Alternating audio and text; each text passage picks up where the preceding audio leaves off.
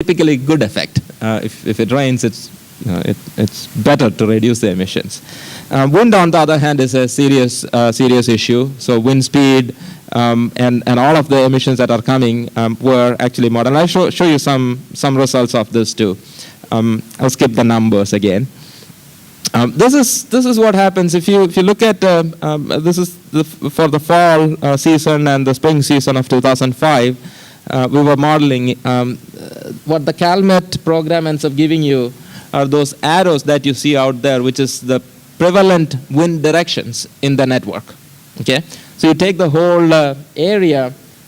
You're talking about a 30-mile by 20-mile area, or maybe about 50-kilometer by 30-kilometer, maybe slightly bigger. That type of area that we are talking about. And if you look at the freeway, you can actually see where the highest emissions are happening and where the dispersion is happening. And it ends up getting, if you look at, you can see the interchanges that are out there, which are very high sources of emissions. This comes from complete traffic simulation. And you can see that at the interchanges between the freeways, you have a lot of stop-and-go traffic conditions out there and a very large amount of emissions. Now what happens is, in which direction do the winds push them? And that's what these kind of modeling ends up showing you. And what's the effect of it? And there are a whole lot of it, and we can see that by the time we looked at the 2010 condition, this was done in 2008 as a prediction of what the Clean Trucks program effects were. And it significantly almost removed the emissions, at least as far as particulate matter was concerned. But NOx concentrations were still there in the network. Now, one more thing that I wanted to actually point out here is something interesting.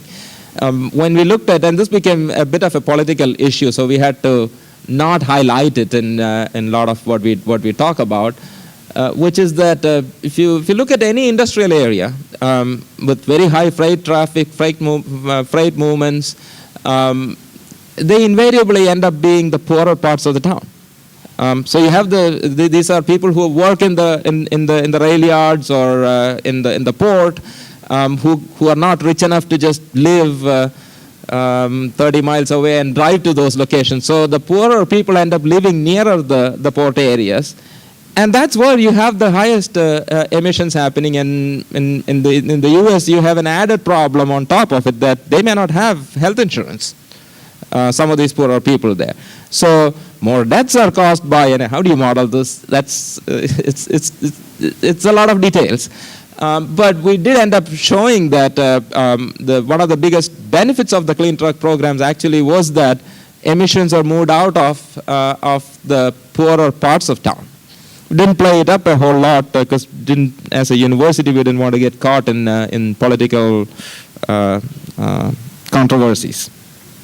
But that's an important thing to keep in mind. So if you are, for instance, doing a modeling for any city, any large port city around the world, and there are several, whether you're doing it in Holland or Incheon, South Korea, or Bangkok out here, or any of the areas, well, the closest port actually, you could have similar issues in most of those areas. It's something worth keeping in mind. And then you have to take it all the way down to what type of diseases are caused by this kind of emissions, and that also becomes important. Whether it's asthma, chronic bronchitis, we broke it down all the way to that. And this work was actually done by a faculty colleague from the health sciences department at UC Irvine, Dr. Ogun Seaton, who did the work on this. To the level of how many school days were missed by kids because during the winter and spring because of simply falling sick. Okay, are these models perfect? No, but there are models out there which are studied by health researchers who can actually tell you if you have this much of pollutant of this type that is out there, it could cause several diseases. Slow play, that's a disease. Anyway, this was actually again looked at in the whole region in terms of where the hospitals are, how much distance. Now this work isn't completed. How much distance it would take for them to get to a hospital from each of those locations where the pollutants come in. So you get a sense of how elaborate a study can be. And all of this is made possible because of the very elaborate traffic modeling that was done out there. Without that, you cannot do location-specific generation of emissions and their wind pattern induced movements and all of those things you cannot do unless the traffic modeling itself was done with sufficient fidelity. Let me skip some of these slides. So to summarize this part of the work, I have more. I have 10 more minutes. So I have a few more things that I would like to talk about. But to summarize this part of the work, the main key item that I want to talk about is what I just mentioned, the spatial distribution of what I have in red there. The spatial distribution of emission health impacts need to be carefully modeled. Poorer population near industrial and high freight movement areas are often much more adversely affected by freight movements and the emissions in terms of the health impacts. It becomes important. In terms of future work and ongoing work, we are looking at operational, freight operational strategies like dedicated truck lanes.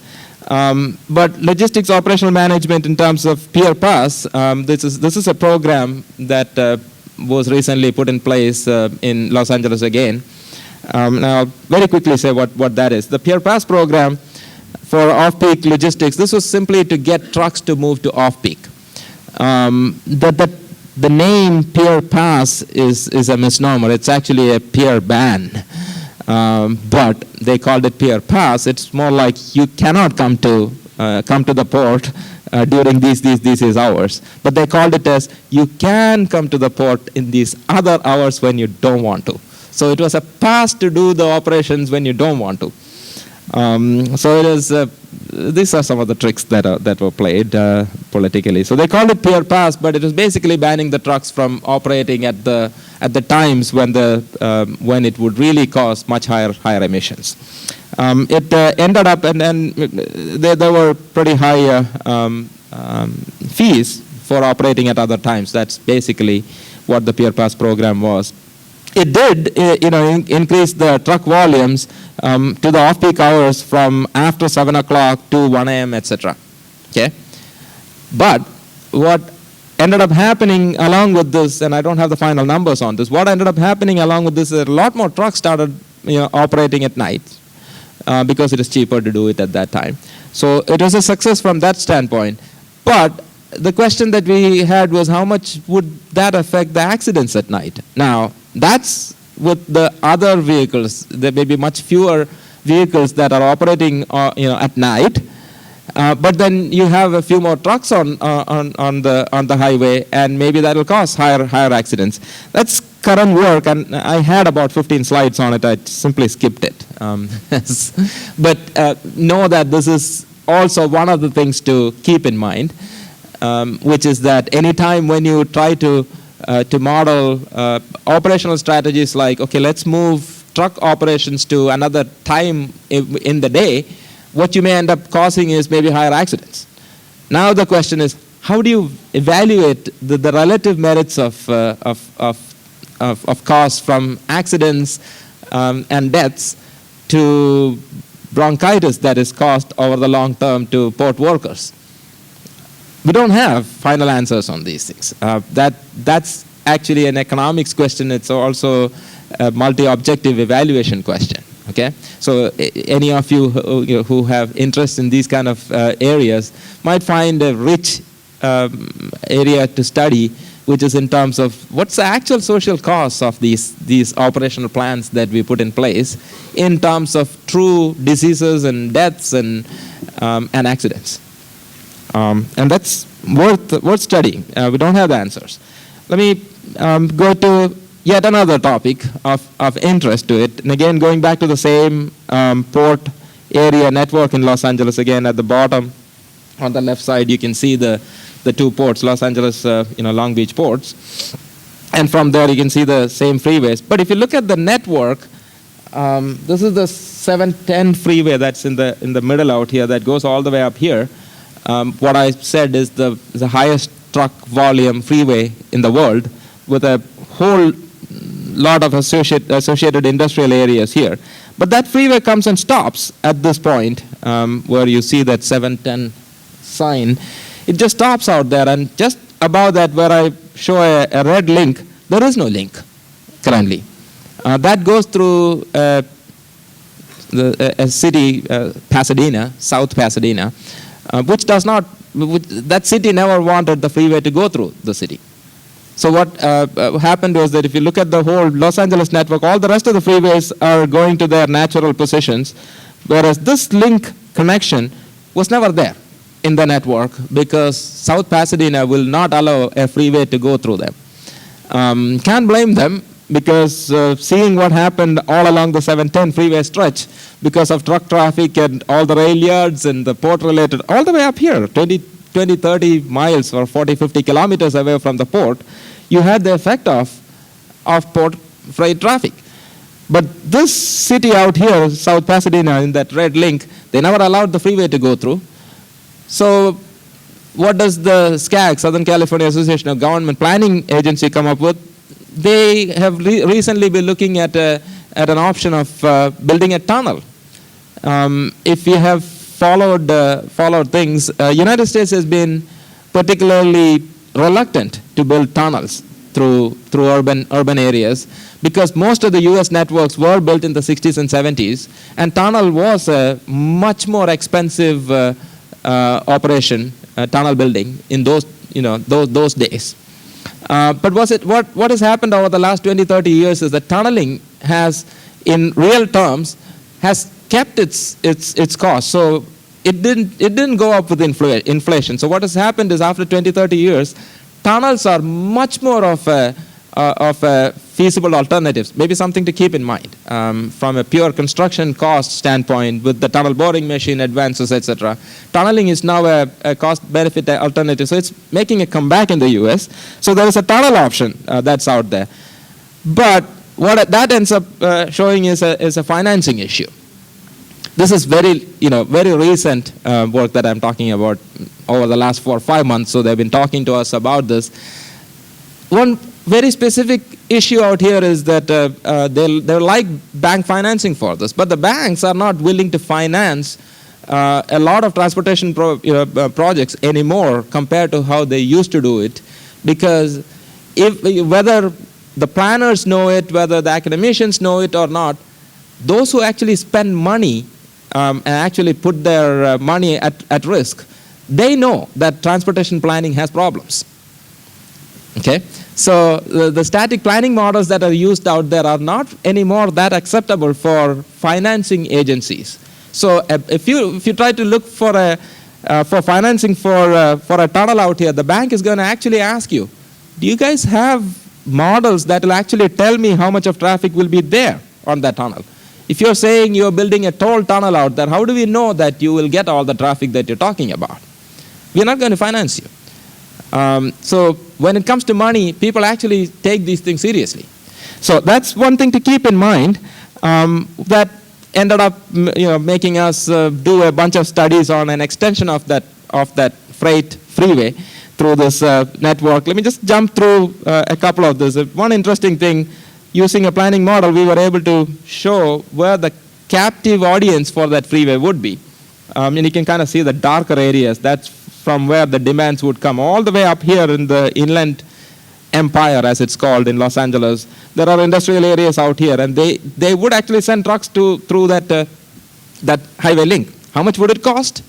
Another question that comes up. We actually played with different value of time distributions of truckers and regular traffic, etc., and tried to model this. But this is with static planning models, and we got a bunch of numbers. I don't think these numbers are acceptable at this point for bank financing. Okay, they will actually ask you for more details. So we looked at some details, but like I said, people now know that assignment with BPR type cost functions are questionable. What do you do? Maybe we have to do microscopic simulation. And that's where we are as far as that study goes. Let me very quickly throw in a couple more things before I finish. Microscopic simulation, a lot of deficiencies are there, but it's still much better than what we can do with planning models. Skip some of these things on the details of that. Oh, I said I wouldn't show any equations, but happened to, well, that was an OD estimation formulation. There are very interesting, those of you who work on optimization kind of topics in industrial engineering, or those who are, practitioners of those, you'll find a wealth of topics connected to this. Origin destination estimation is a classic problem. How many people go from any point to any point? If you build a new link, what will be the OD distribution out there? There are questions about, do we need it for every hour? Do we need it for every 15 minutes? Do we need it for every 5 minutes? If you're trying to do microscopic simulation, you may actually need these kind of OD estimation done for 5-minute resolutions or 15-minute resolutions. There aren't schemes for that are currently used in practice. It's an important problem. If you use 1 hour demands into the network, how will you get 15-minute type of congestion development in a network or a freeway? So that question comes up. Skipping a couple more of it. There are interesting points. Those of you who want to talk to me about it, feel free to, and then I can open up a lot more topics on it. Let me at least spend a couple of minutes for some question and answers. Hopefully, this gave you a sense of the wider issues connected to port, freight, traffic interactions in a network, and how much of a modeling problem that ends up becoming. I'd be glad to take some questions, or be even more glad if you got some thoughts out of it for further thinking. Thank you. Okay, of course, sir. As an organizer, I do everything, including asking questions.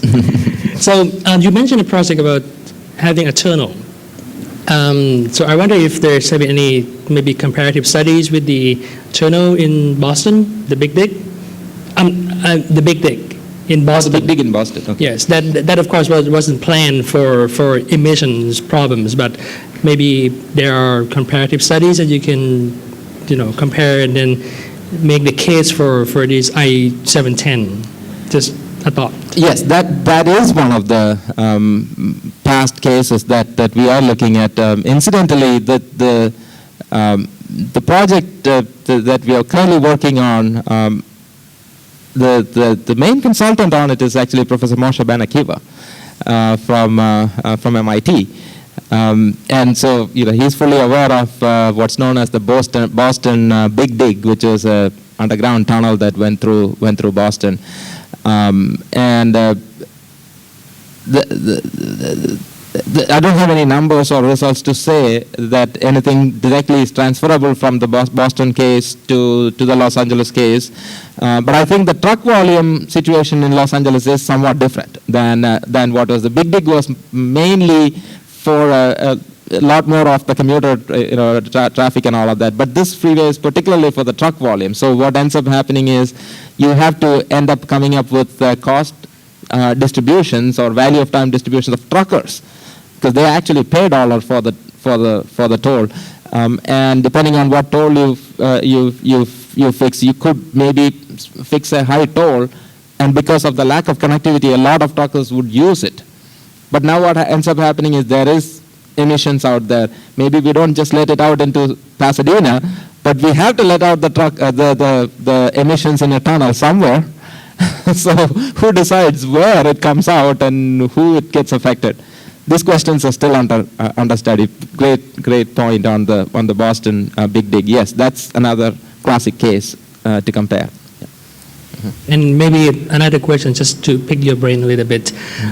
So these are all interesting, but for us to make it relevant for developing countries, like Thailand, China, or even India. How do we go about initiating projects like this in a scales that would make an actual